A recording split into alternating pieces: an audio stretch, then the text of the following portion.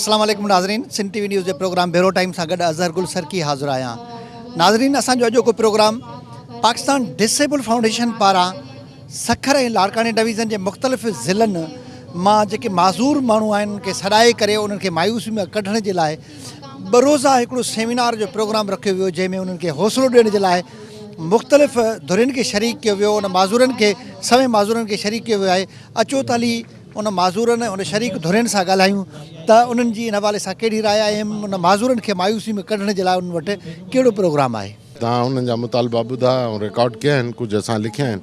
इंशाअल्लाह असां district level ते जेके हल थियण जहिड़ा हूंदा उहे हल कराए वठंदासीं, न त जेके रहियल मुतालबा आहिनि जेके असांजी कैपेसिटी खां मथे आहिनि त हिते लोकल जेके असांजा MNA MPA साहिबान आहिनि उन्हनि खे मिनिस्टर साहिबान आहिनि उन्हनि खे रिक्वेस्ट कंदासीं त इन्हनि खे लुक आफ्टर करनि।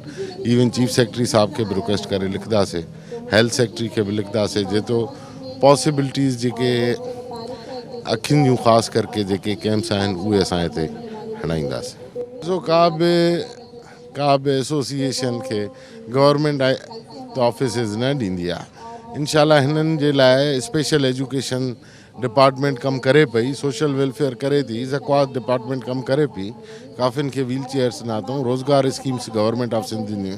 सो अॻिते बि जेके प्रॉब्लम अथनि उहे असां ई हल करे इंशाल्लाह ॾींदासीं। ये तंजीम जो है 97 में वजूद में आई और पहले मैं ब्लाइंड के लिए 21 साल तक जो है ना Pakistan association of the blind को लीड करता रहा और वर्ल्ड ब्लाइंड यूनियन का ऑफिसर एशिया का।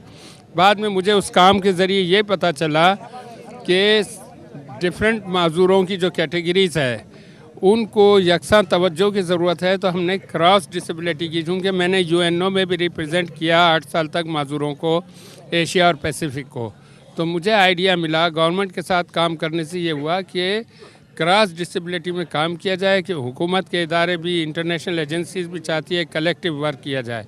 तो हमने ये ऑर्गेनाइजेशन कायम की और हम इनके लिए एडवोकेसी करते हैं। जैसे बैंक अकाउंट नहीं खुलते थे, अब स्टेट बैंक ने 5 दिसंबर 2014 को हम लोगों की जद्दोजहद के बाद पूरा सर्कुलर दिया, हर बैंक को हिदायत किया कि इनको ATM, क्रेडिट कार्ड, अकाउंट सब की सहूलत दी जाए। इसी तरह से रेलवे में एक फैसिलिटी थी वो ख़त्म कर दी गई थी, गाइड के साथ कंसेशन, वो हम लोग एडवोकेसी करते रहे, अब वो बिल्कुल आ गया। और आज सुबह भी मैंने यहाँ 10 लोगों का कंसेशन आपके यहाँ से गाइड के साथ आपके जैकबाबाद के स्टेशन जहाँ अवेयरनेस नहीं था, जहाँ कंप्यूटर नहीं था, किया।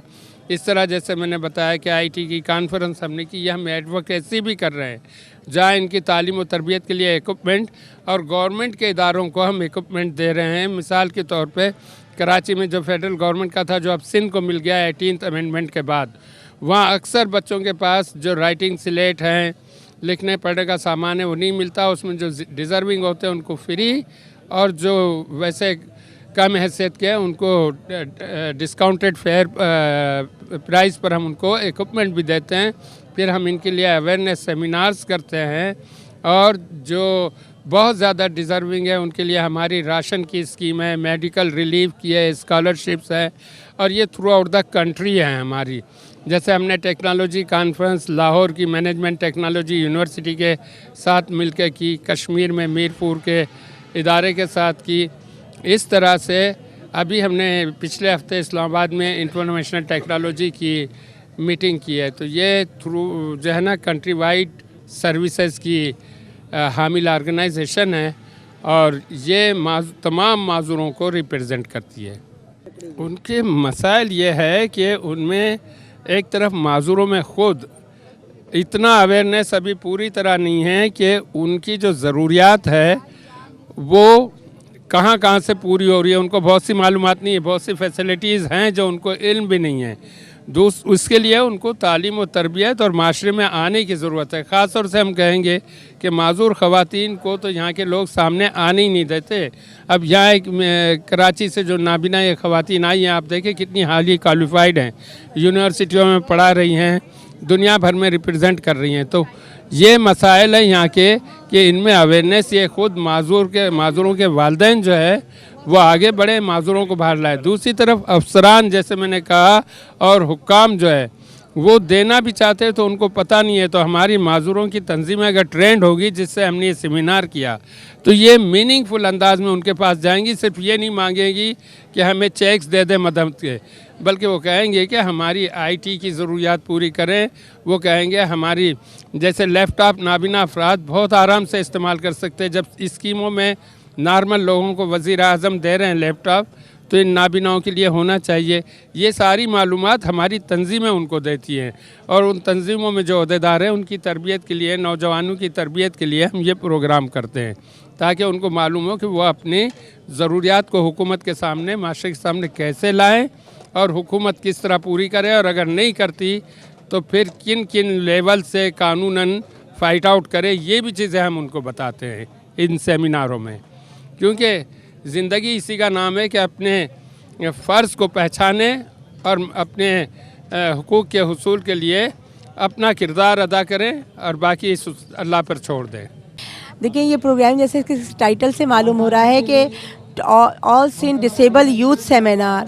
اس کا مقصد یہ ہے کہ ڈسیبل یوتھ کو جو ہے نالج دی جائے, ان کو ایجوکیٹ کیا جائے, تربیت کی جائے, تعلیم دی جائے کہ وہ کس طرح سے اپنی صلاحیتوں کو ابھار سکتے ہیں, ان کو پالش کر سکتے ہیں, اور اپنے آپ کو گلشن کا وہ اس سوسائٹی کا جو ہے فعال رکن بنا سکتے ہیں, ایکٹیو پرسن بنا سکتے ہیں.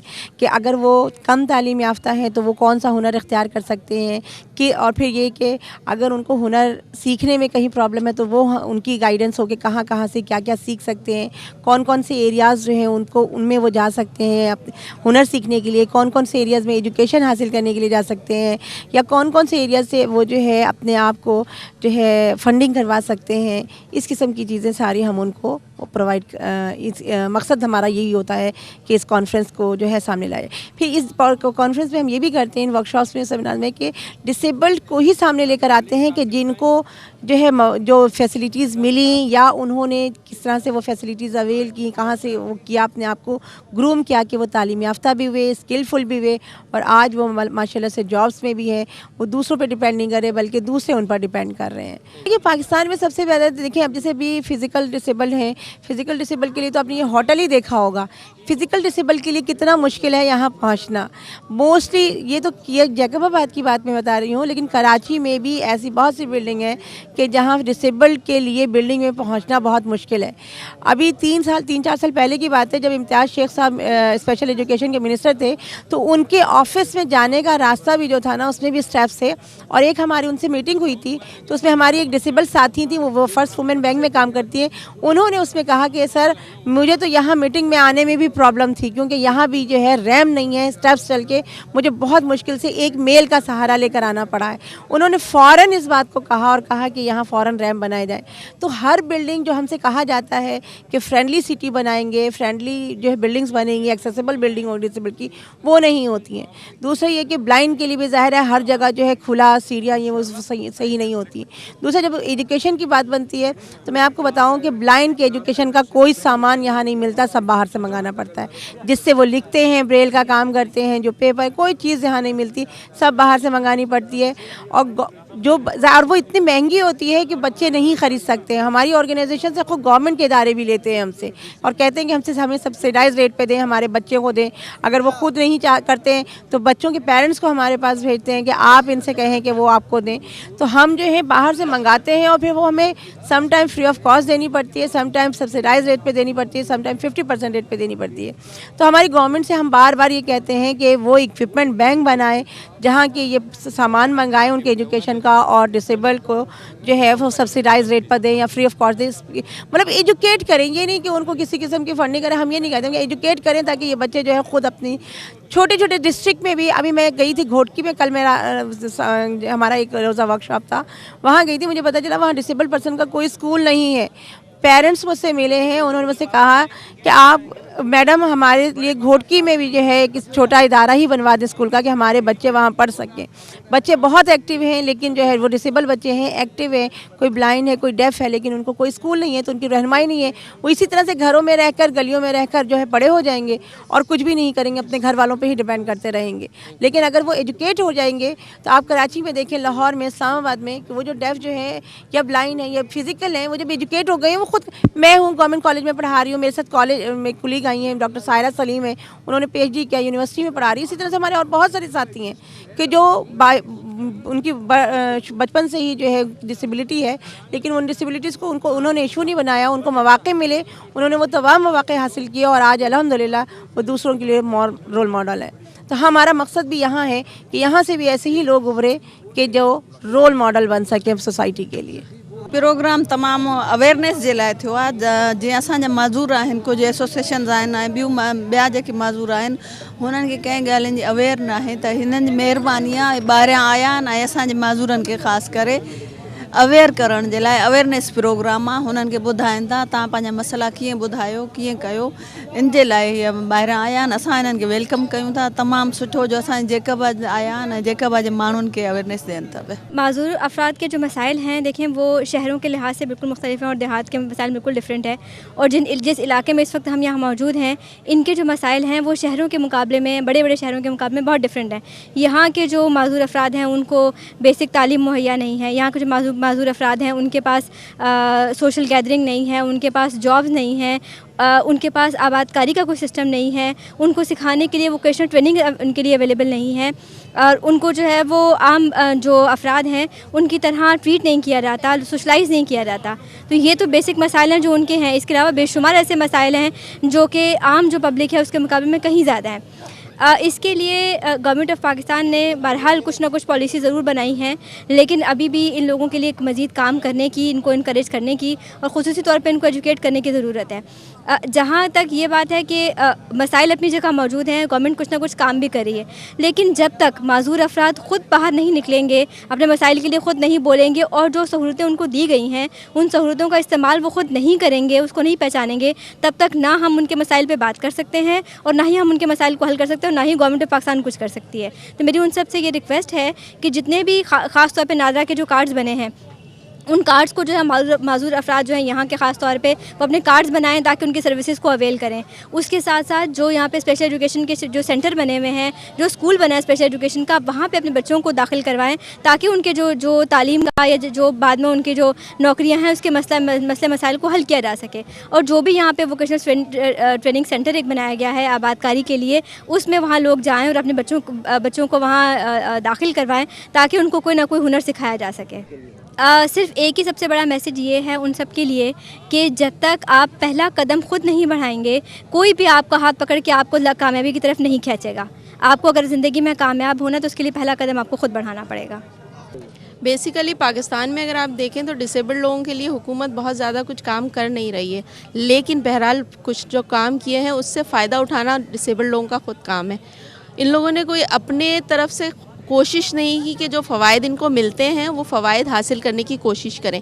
जैसे जो डिसेबल्ड लोग हैं उनको रेलवे में बिल्कुल 50% डिस्काउंट देती है, PIA पे 50% डिस्काउंट देती है, नादरा के ऑफिस चले जाएं वहाँ पे उनको बड़ी सहूलत हैं।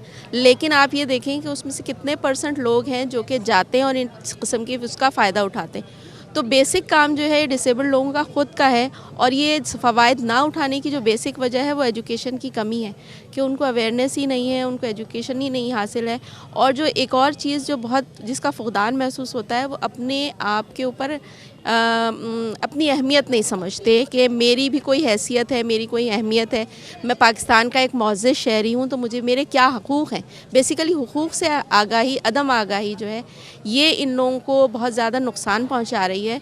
और जो मुख्तलिफ़ NGOs हैं वो बहरहाल बहुत ज़्यादा काम कर रही हैं इन लोगों के लिए, और कोशिश उनकी यही होती है कि इन लोगों को जिस हद तक हो सके फैसिलिटेट किया जाए, उनको फ़वाइद पहुँचाए जाएँ।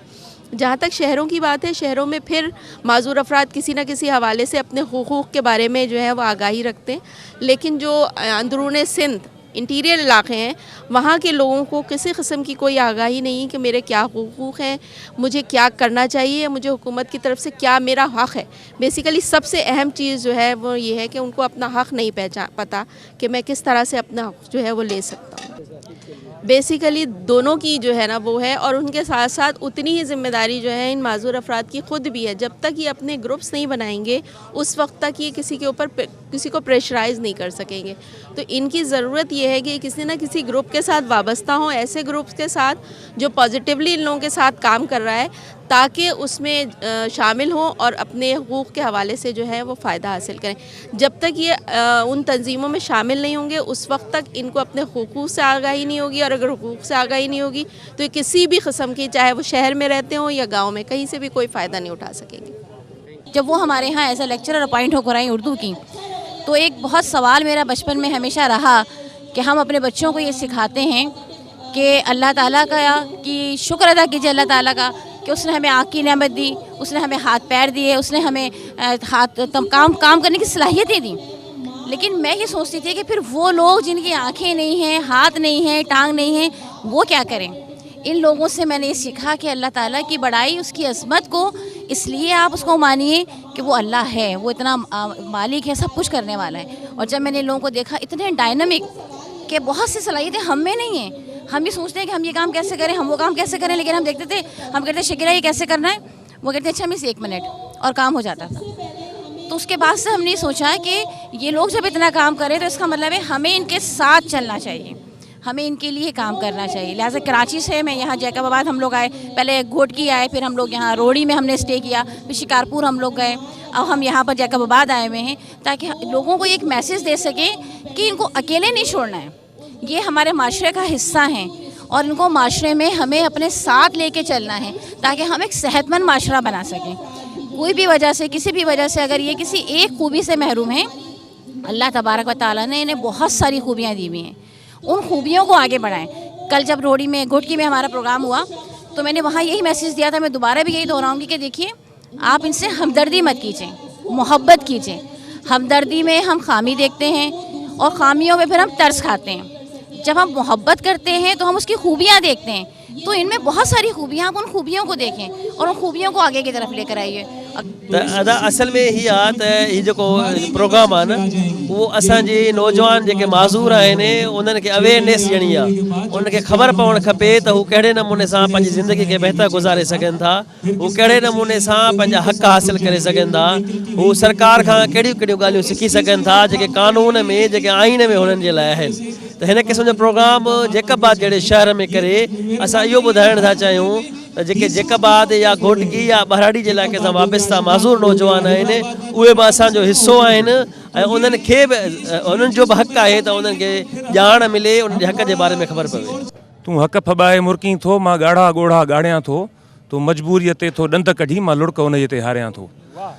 असल में ॻाल्हि इहा आहे अदा त माज़ूर जेकी आहिनि उहे उन्हनि सां नाहक़ त शुरू खां वठी थींदो आयो आहे, पर उन में जीअं साईं जन असांजे वॾे ॻाल्हि कई त उनजे वालदेन जो पहिरियों कसूर शुरू थिए थो। हुन में उहो शऊर बेदार करणु, उनखे तइलीम ॾियणु, उनखे मुआशिरे में हिकिड़ो सुठो शहरी साबित करण जे लाइ उनखे उहा अवेयरनेस ॾियणु। छो त पहिरीं दरसगाह त माउ ई हूंदी आहे, उनजी गोद हूंदी आहे। उनखां पोइ वरी ॿिए नंबर ते कसूर अचे थो मुआशिरे जो। जहिड़े तरीक़े सां रवैया, जीअं रवैया इंसाननि खे दहशतगर्द कंदा आहिनि, रवैया इंसाननि खे जेको आहे दानिश्वर कंदा आहिनि, रवैया इंसाननि खे जेको आहे हिकिड़े वॾे मक़ाम ताईं पुॼाईंदा आहिनि, अहिड़े तरीक़े सां जेको माज़ूर तबिको जेको बेगिंग जी तरफ़ वञे थो न, उन में असांजे मुआशिरे जो वॾे में वॾो किरदारु आहे।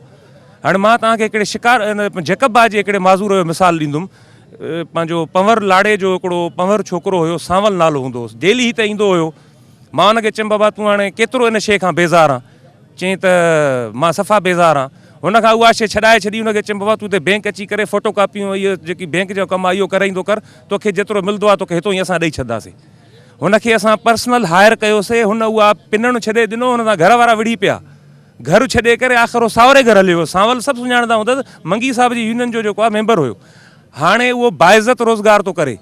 हाणे उहो उते हुन बाक़ाइदे केबिन खोली आहे पंहिंजे ॻोठ में, तमामु सुठो अन्न जी एक्सचेंज में पंहिंजी उहो शयूं विकिणे थो। हाणे उहो 500-600 रुपयो डेली उहो कमाए थो। त जेसि ताईं असां मुआशरती तौर बि पंहिंजा रवैया चेंज न कंदासीं त माज़ूर खे सरकारी तरह सां बि, पर मुआशरे जो बि हक़ु आहे। जेकी साहिब हैसियत मुआशरे में माण्हू आहिनि उन्हनि जो बि हक़ु आहे त उन्हनि खे हिकिड़ो इज़त भरे रोज़गार ॾे ऐं सुठे हिकिड़े रस्ते ॾे ऐं उन ग़लति शइ खां उनजी दिलि ख़राबु करे सुठे कमनि ॾे वठी अचिजे।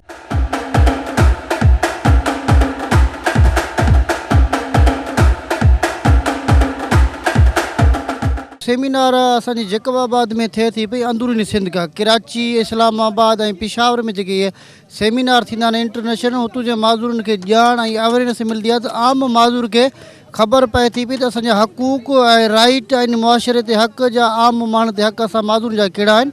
ऐं हुन सिलसिले में जैकबाबाद में फाउंडेशन जी तरफ़ खां सेमिनार रखियो वियो आहे। इहो सॼो साईं महिरबानी कई आहे हिते आम माण्हू खे अवेयरनेस ॾियण जे लाइ, माज़ूर माण्हुनि खे अवेयरनेस ॾियण जे लाइ 2 ॾींहं जो सेमिनार आहे। ऐं ज़रूरु असांखे उमेदु आहे त माज़ूरनि खे ॼाण ऐं अवेयरनेस मिलंदी ऐं हक़ूक़नि जी ख़बर पवंदी आम माज़ूर खे। एक्चुअली सर विजुअल इम्पेयर्ड्स के बहुत सारे विजुअल इम्पेयर्ड के ऑल डिसेबिलिटीज़ के ना बहुत सारे इश्यूज़ होते हैं। हमें लाइक गवर्नमेंट लेवल पे भी उस चीज़ का लाइक फोकस चाहिए होता है और लाइक प्राइवेट सेक्टर और सब तरह से ना हम लोगों को चाहिए होता है फोकस लाइक। लेकिन हम लोग लाइक प्रॉपरली ऐलानात कर देते हैं, लाइक गवर्नमेंट भी ऐलानात कर देती है, लाइक 2% डिसेबल कोटा है। एक जॉब की एग्जांपल दे रही हूँ फ़िलहाल, ठीक है। 2% डिसेबल कोटा का अनाउंसमेंट कर दिया जाता है पर उस पर इम्प्लीमेंट नहीं होता है, ठीक है। लाइक ये कह दिया जाता है आज इंटरव्यूज़ कल इंटरव्यूज़, सिफारिश की बेस पे दे देना। मिलते हैं, ये नहीं कह रहे कि नहीं मिलती, बहुत कम माइनर लोगों को मिलती है जॉब, लेकिन 2% डिसेबल कोटा तो बहुत कम है। अगर 2% भी अगर इम्प्लीमेंट करें तो भी बहुत है, लेकिन अगर आज की यूथ को देखते हुए, आज की यूथ भी इतनी लाइक एजुकेटेड है, तो 2% डिसेबल कोटा को बढ़ाना चाहिए। या तो 2% डिसेबल कोटा को वैसे ही ख़त्म कर दें, मेरिट बेस पे दें सबको, या तो 2% डिसेबल कोटा को बढ़ा के 10% कर देना चाहिए मिनिमम। आई होप सो कि सर काफ़ी अवेयरनेस आएगी अगर गवर्नमेंट इसको सीरियसली लेती है तो। सर गवर्नमेंट को ये चाहिए कि लाइक छोटे मोटे सेमिनार्स करवाएं और जॉब अपॉर्चुनिटीज़ क्रिएट करें, क्योंकि डिसेबिलिटी जो होती है ना बाय बर्थ कोई भी नहीं होती है डिसेबिलिटी। कोई विजुअल इम्पेयर्ड है वो डिसेबिलिटी नहीं है, ठीक है। हर इंसान में कोई ना कोई लाइक होती है, कोई ना चीज़ हो सकता है, किसी को बोलने का इशू हो, कोई हो सकता है काला है, कोई किसी में कोई खामी होती है। डिसेबिलिटी जो होती है ना बेसिकली हमारी एनवायरनमेंट क्रिएट करता है। अगर हम एनवायरनमेंट ही चेंज करते तो सारी डिसेबिलिटीज़ ही ख़त्म हो जाएंगी। अगर कोई व्हील चेयर यूज़र है तो हम ऐसे ही रास्ते बना लें ताकि व्हील चेयर ये लाइक इजीली चल सके, वो तो डिसेबिलिटी ख़त्म हो जाएगी। That's all. जी बिल्कुल होगी, इससे उनको बहुत ज़्यादा अवेयरनेस क्रिएटिंग ये प्रोग्राम है और इससे यकीनन अवेयरनेस मिलेगी और लोग अपने अंदर बेहतरीन आने की कोशिश करेंगे। मसाइल अमूमन जैसे लोगों को जॉब्स के मसाइल होते हैं कि वो उन्हें गवर्नमेंट जॉब्स नहीं मिल रही होती हैं और कोटा बेशक मुकर्रर किया तो गया है लेकिन उस पर अमल नहीं होता। और इसके अलावा बाकी जो और जो है वो फ़िज़िकली मतलब जो हैंडीकैप लोग हैं उन लोगों के लिए और सहूलियात उन्हें चाहिए होती, पार्क्स वगैरह और मतलब में जाने के लिए इस तरह की सहूलियात उन्हें मुहैया हो कि वो जो है वो आसानी से मूव एक जगह से दूसरी जगह कर सकें। जीअं त असांजे हे प्रोग्राम जेको आहे जेके नौजवान असांजा दोस्त आहिनि, जेके नौजवान माज़ूर आहिनि, उहे सिखिया वठनि त हिनखे ख़बर पए त असांजा हिन मुआशिरे जे अंदरि असांजा केतिरा हक़ आहिनि ऐं असां माज़ूर माण्हुनि सां केतिरियूं नाजाइज़ियूं थियनि थियूं ऐं उन्हनि जे लाइ असांखे कहिड़ो तरीक़ो इस्तेमालु करणु खपंदो ऐं असांखे पंहिंजा जेके जाइज़ हक़ आहिनि उहे हिननि सियासी माण्हुनि को करप्ट हुकुमरान को कहिड़े तरीक़े सां वठंदासीं। जेके असांजे जैकबाद जा या हिन समाज जा आम माण्हू आहिनि असल में उन्हनि खे अवेयर करिणो आहे ऐं जेको डिसेबल माण्हू आहे मुख़्तलिफ़ तंज़ीमुनि सां सलाड़ियल आहे उन जी इहा तरबियत करणी आहे त तव्हां पंहिंजे तंज़ीमुनि में रहंदे पंहिंजा जेके मसइला आहिनि उहे कीअं हल करे सघो था। मिसाल जैकबाद में 2-3 जेके आहिनि माज़ूर माण्हू जूं तंज़ीमूं आहिनि ऐं जैकबाद में खोड़ सारा मसइला आहिनि माज़ूर माण्हुनि जा। पहिरियों वॾो जेको इशू आहे जैकबाद में उहो ही आहे त हिते 2-3 इदारा मौजूदु आहिनि जैकबाद में जेके नज़र खां महरूम ॿारनि जा बि आहिनि ऐं जंगुनि ॿाहुनि या ॻाल्हाइण खां जेके महरूम नौजवान आहिनि उन जा इदारा आहिनि। पर हैरत ऐं अफ़सोस ही आहे त उन्हनि इदारनि खे 30 साल गुज़री आहिनि। अव्हां मीडिया जा नुमाइंदा आहियो, अव्हांखे शायदि इहा ख़बर हूंदी त जैकबाद जहिड़े शहर में माज़ूर ॿारनि जा 2 इदारा कमु कनि था। सबबु ही आहे त उन्हनि इदारनि में जेके माण्हू कमु कनि था उहे सियासी बुनियादनि ते अचनि था ऐं नतीजे में उहे सभु जा सभु एलिजिबल न आहिनि, क़ाबिल न आहिनि जो उहो माज़ूर ॿार जी सही तालीम ऐं तरबियत जेको आहे करे सघनि। अॼु अव्हां ॾिसो जैकबाद में तव्हांखे सभु जा सभु माज़ूर अणपढ़िया बेरोज़गार तालीमी इदारनि खां परे मिलंदा। सबबु छा आहे? सबबु इहो ई आहे त उन इदारनि जा जेके ज़िम्मेवार माण्हू आहिनि उन्हनि सवाइ इन जे त उन्हनि इदारनि में रही करे करप्शन कई आहे, उन्हनि इदारनि में रही करे सिर्फ़ु पघारूं ऐं प्रमोशन वरिता आहिनि, बाक़ी न उन्हनि इदारनि जी ऐं न ई माज़ूर ॿारनि जी का उन्हनि परघोर लधी आहे। माज़ूरी जे बावजूद बि मां अल्लाह जी महिरबानी सां पंहिंजो बरसरे रोज़गार आहियां, पंहिंजी महिनत सां, मुशक़त खां ऐं हिमत सां। ऐं बैद सिंध TV न्यूज़ जा असां शुक्रगुज़ार आहियूं जंहिं असांजी माज़ूरी जो प्रोग्राम ऐं हलाइण जी कई आहे।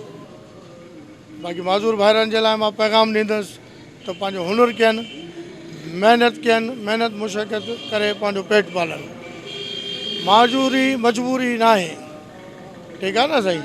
जिस्मानी माज़ूरी इंसान खे कुझु न कंदी आहे जेतिरे ते उन्हनि जा ज़हन माज़ूर न हुजनि। अल्हम्दुलिल्लाह मां तव्हांजे साम्हूं आहियां। इन टाइम ताईं मुंहिंजी उमिरि 40 साल आहे। मां नंढे इलाइक़ो वठी पंहिंजी महिनत मुशक़त कयां थो पियो ऐं पंहिंजो पेट पालां थो बचड़नि जो। साईं तरजीह इन जे लाइ त मां पाण में हौसलो सम्झां थो, माज़ूरी ऐं ज़हन ते इन टाइम ताईं मां न आंदी आहे। इन वजह खां मां अॼु अल्लाह जी महिरबानी सां पंहिंजो मैकेनिक आहियां। अगरि माज़ूरी मां ज़हन ते विहायां हा त मां पाण खे माज़ूर हिकिड़ो सम्झां हा त इन टाइम ताईं मां इहो कमु न सिखी सघां।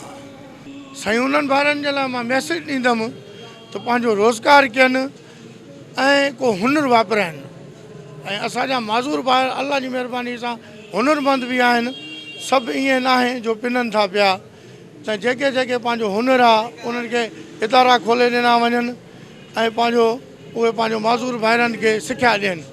जे मां अल्लाह जी महिरबानी सां मैकेनिक आहियां, मां वटि माज़ूर भाइर मुंहिंजा अचनि, मां उन्हनि खे सिखिया ॾियां ऐं पंहिंजो ज़िंदगी जो गुज़र सफ़र उहो करे सघनि। साईं सहायता असांजी गवर्नमेंट का बि न कई आहे। मां पंहिंजे वज़ीर आज़म साहिबु मोहम्मद मियां नवाज़ शरीफ़ साहिब खे मैसेज ॾींदुमि त असां माज़ूरनि जी सहायता करे। ऐं ईअं न आहे फ़क़ति मुंहिंजे लाइ, अल्हम्दुलिल्लाह मां वटि पंहिंजी कन्वेंस बि आहे, सवारी बि आहे। हो बाइक मुंहिंजी बीठी आहे अथई जेकी मां पाण तयारु कई आहे, मां पाण मैकेनिक आहियां, ठीकु आहे न। ॿियनि माज़ूर भाइरनि जे लाइ जेको आहे पंहिंजो कन्वेंस जो बंदोबस्तु थिए त ॾाढो सुठो रहंदो, ताकी कन्वेंस सां उन खे पंहिंजूं ॼंघा मिली वेंदियूं। जेकी उन्हनि खे माज़ूरी जो अहसासु आहे उहो उन्हनि जो ख़तमु थी वेंदो ऐं पंहिंजी सवारी ते चढ़ी करे पंहिंजो ज़िंदगी जो गुज़र सफ़र उहो कंदो। साईं पहिरीं ॻाल्हि त असां काॾे वञी नथा सघूं, घुमी नथा सघूं, कन्वेंस मिले ऐं असांखे पंहिंजो जीअं इस्पताल आहे, असांखे मेडिकल जूं सहूलियतां ॾिनियूं वञनि ऐं असांजा जेके जाइज़ हुक़ूक़ आहिनि, जेके गवर्नमेंट खे फंड मिलनि था असांजा। जीअं तव्हां ॾिसो था हर डिपार्टमेंट में 3% जेको आहे माज़ूर कोटा ईंदी वेंदी आहे नौकरनि जी। असांजा हक़ असांखे न ॾींदा आहिनि। असांजी जेकी कोटा अचे थी पई उन्हनि ते आम माण्हू जेके आहिनि भर्ती कया वञनि। माज़ूर आहियां पर मजबूर न आहियां। चवण जो मक़सदु मुंहिंजो इहो आहे त मां कमु कंदो आहियां, कमु सिखियलु आहे ऐं इन बारे में मां तरजीह ॾींदो आहियां महिनत खे। असांजा कुझु चंद माज़ूर दोस्त आहिनि जेके पिनंदा आहिनि, नौजवान थी करे टाइट इन पिननि था, पर मां इन शयुनि जे ख़िलाफ़ु आहियां ऐं मां पंहिंजे इन धंधे में ॾाढो ख़ुशि आहियां। अल्हम्दुलिल्लाह मां रोज़ी पंहिंजे हक़लाल जो कमावां थो, मां पंहिंजी महिनत करां थो। चंद असांजा अहिड़ा दोस्त आहिनि जेके माना इन कम में आहिनि, सिखियल आहिनि, हिकु स्कूटर ठाहींदा आहिनि ऐं दर्जी आहिनि वग़ैरह। अहिड़े नमूने सां काफ़ी चंद दोस्त आहिनि असांजा जेके माना इन महिनत खे तरजीह ॾींदा आहिनि। माज़ूर आहियूं पर मजबूर न आहियूं। माज़ूर को मेणो न आहे, अलाह जे तरफ़ां इहो असांखे थियल आहे। त पोइ इन में बि असां पर अल्हम्दुलिल्लाह अलाह जी महिरबानी आहे, बसि अलाह सां असांखे हुनरु ॾेई छॾियो आहे, पंहिंजो हक़लाल जी रोज़ी कमाऊं था। साईं असांखे काफ़ी ॾुखियायूं ॾिनी, अचण वञण में बि थोरी तकलीफ़ थींदी आहे असांखे, पर इन जे बावजूद बि असां पंहिंजी माना महिनत खे जारी था रखूं। काफ़ी असांजा मसइला मसाइल आहिनि। कुझु अहिड़ा नौजवान माज़ूर आहिनि जेके माना हलण फिरण खां माज़ूर आहिनि, पंहिंजी जॻह ते पहुची नथा सघनि, अची नथा सघनि। उन्हनि जे लाइ बि असां जेको आहे कोशिशि करे रहियूं था। असांजी तनज़ीम आहे, इन हवाले सां बि असां कमु करे रहिया आहियूं। तनज़ीम जे हवाले सां पंहिंजे साईं हुकूमत तरफ़ां का बि सहूलियत न आहे, न आहे कोई फंड वग़ैरह, न आहे कुझु अहिड़ो आहे। असां गवर्नमेंट खे तव्हांजे तौर सां अपील था करूं त असांजो जेको कोई अहिड़ो इदारो ठाहे वञे, जेके चंद नौजवान माज़ूर आहिनि जेके पढ़िया लिखिया आहिनि, उन्हनि जे लाइ नौकिरियुनि जो को बंदोबस्तु करनि, उहे बि नथा करे सघनि उहे। ऐं अहिड़ो को इदारो ठाहनि जंहिंमें उहे उनखे हुनरु सिखिया ॾेई सघूं। असां पंहिंजे ई फील्ड में उन्हनि खे आणे करे उन्हनि मां ई जेको आहे न उन्हनि खे क़ाबिले जेको आहे न रोज़गार जे हवाले सां असां उन्हनि खे जेको आहे न हिकिड़ी महिनत कश उहो करे सघूंसि था। असांखे पिनणु न ईंदो आहे, पंहिंजी ज़िंदगी में पिनण खे असां पसंदि न कंदा आहियूं। खणी असां ॿियो आम आदमी 500-1000 कमाए थो, असांखे 200-250 मिलनि था। अलाह जो शुक्र अदा करे उन मां ई गुज़ारो कयूं था, जंहिंमें असांखे वॾा मुश्किलात ईंदा आहिनि। बचड़नि जो कपिड़ो लटो थींदो आहे, बचड़नि जी तालीम थींदी आहे, उन्हनि जा ज़रूरतां थींदा आहिनि। पोइ उन्हनि खे दिलासा ॾेई बसि घर खां 2-3 रुपया ख़र्ची ॾेई निकिरी ईंदा हूंदव। अलाह ॾींदो सुभाणे तव्हांजी इनशाला कपिड़ा वठी ॾींदासीं, तव्हांखे चंपल वठी ॾींदासीं, तव्हांखे स्कूल मोकिलींदासीं, तव्हांखे किताबां वठी ॾींदासीं। उहो ॿारड़ा आहिनि, उहो वरी 2-3 रुपया वठी ख़ुशि थी वेंदा आहिनि। वरी राति जो वेंदा आहियूं, वरी उहे ई बचड़नि जी ख़्वाहिशां लिहाज़ा असांजी अपील गवर्नमेंट पाकिस्तान के भी आहे, काइम अली शाह के भी आहे, मीर साहब के भी आहे, जेकाबाद जे DCO साहब के भी आहे, ज़कात चेयरमैन अरबाब साहब के भी आहे, जेके भी हितों जा जेके वस वारा आहिनि या सिंध जा आहिनि, कुझु असांजे अहिड़ो पैकेज ॾिनो वञे जंहिंमें असां पिनण खां बची सघूं ऐं पंहिंजो रोज़गार करे सघूं, बचड़नि खे तालीम ॾेई सघूं। ॾिसूं था अॼुकल्ह जेको आहे दौरु मटिजी वियो आहे, केबल सिस्टम थी वियो आहे, हे थी वियो आहे, ॿारड़ा ॾिसनि था, उहे उन्हनि शयुनि खे ॾिसनि था त हे शयूं हे आदमी ईअं थो करे, घर में फलाणे जे में AC आहे, घर में फलाणे जे में फ्रिज आहे, असांखे ₹10 खणी वञी बर्फ़ थी वठणी पए, या असांखे जेको आहे पाणी पैसनि सां वठिणो थो पए। पोइ इहे वॾा मुश्किलात आहिनि। ॿियनि जा मिसाल पका घर ठहियल आहिनि, असांजा कचड़ा आहिनि, इहे वॾा मुश्किलातनि जे में बसि पोइ उहो क़ादिर करीम आहे, गफ़ूरुल रहीम आहे, अलाह जे आसिरे हलूं था, पोइ जेकी ज़िंदगी आहे पोइ मिड़ेई सफ़र गुज़र हलायूं था। लिहाज़ा असांजी वरी बि इहा ई आहे गवर्नमेंट पाकिस्तान खे त सिंध खे असांजी कोई सुठे पैमाने सां कोई अहिड़ो सुठो पैकेज रखियो वञे। हाणे मीर पंहिंजो अरबाब लाशारी साहिबु असांखे कुझु 45 ॼणनि खे सिंध कार्ड ॾिना आहिनि, जंहिंजो मुआवज़ो आहे 6 महीननि में ₹1000। तव्हां इहो अंदाज़ो कयो त चांहि जा पैसा बि न आहिनि त बचड़नि जो जान कीअं थिए। 6 महीने में 6000 मिलनि 3 सालनि जे लाइ, पोइ असां छा कयूं? अल्लाह जा करम आहिनि, शुक्र अल्हम्दुलिल्लाह। सुबुह जो अल्लाह खे यादि करे ईंदा आहियूं, राति जो घर वेंदा आहियूं, शुक्राना अदा कंदा वेंदा आहियूं। पोइ हाणे जेको दाल आहे, आलू आहे, जेको आहे नसीब आहे, मिड़ेई पंहिंजो सफ़र गुज़र कंदा आहियूं। आहियूं त मुश्किल में, तकलीफ़ुनि में त आहियूं, ॾाकणा लाहिणा था पवनि, चढ़णो थो पए, तड़ जे लाइ मसइलो आहे, कपिड़नि जे लाइ मसइलो आहे, मसइला त असांखे घणा आहिनि, पर पिनण खे असां पसंदि न कंदा आहियूं। हिन टाइम ताणी न पिनियाऊं, न अॻिते अलाह कंदो पिंदासीं। प्यारा माण्हू प्याब है सारा सिंधी माण्हू पधर लखन में सोहणा माण्हू है मिठड़ा माण्हू है प्यारा माण्हू प्याब है सारा सिंधी माण्हू पधर लखन में सोहणा माण्हू। नाज़रीन, तव्हां ॿुधो त माज़ूरनि खे मायूसी मां कढण जे लाइ हिकिड़ो असराइतो प्रोग्राम आहे। उन्हनि खे हुनरमंद बणाए ऐं माशरे जो कारमंद फ़र्द बणाइण जे लाइ ही जतन कया पिया वञनि। माज़ूरीअ खे मजबूरी न बणायो वञे, ओड़ो ई प्रोग्राम आहे। उन में शरीक धुन जो इहो चवणु आहे त माज़ूरनि खे मजबूर न हुअणु घुरिजे, पर माशरे जो कारमंद फ़र्द थियण जे लाइ उन्हनि खे हुनरमंद थियणु खपे। उन्हनि खे मुख़्तलिफ़ ट्रेनिंग्स वठणु खपनि त जीअं उहे पंहिंजी हिकिड़ी शानदार ऐं इज़त वारी ज़िंदगी गुज़ारे सघनि। ईंदड़ प्रोग्राम ताईं पंहिंजे मेज़बान अज़हर गुल सरकी खे ॾींदा इजाज़त। अल्लाह हाफ़िज़।